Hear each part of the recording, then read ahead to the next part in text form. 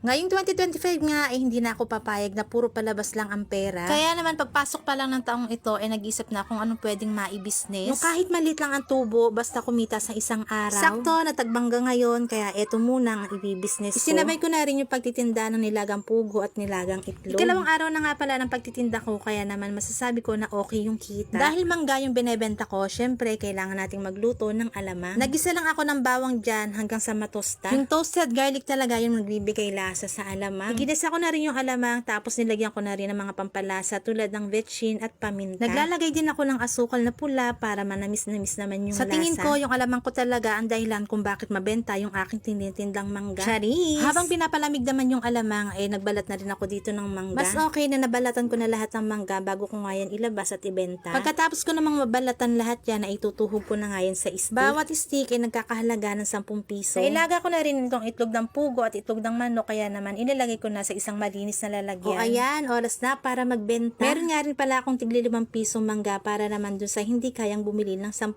piso. At dito nga ako sa kantong pumwesto dahil mas makikita ng mga tao yung paninda ko. Ayan nga, at meron na agad akong buena manong. Isang kagat, ubos agad. Sa hirap ng buhay ngayon ay kailangan talaga nating sumubok ng ibang paraan para kumita. Kahit piso-piso lang ang tubo, okay na yan. Ang mahalaga may kita. Alam nyo ba na yung maliit na kikitain ko dito ay makakabili na ako ng 1 kilong bigas at ang ulam namin. O diba, diskarte lang mga mare. Kaya naman, try nyo na din.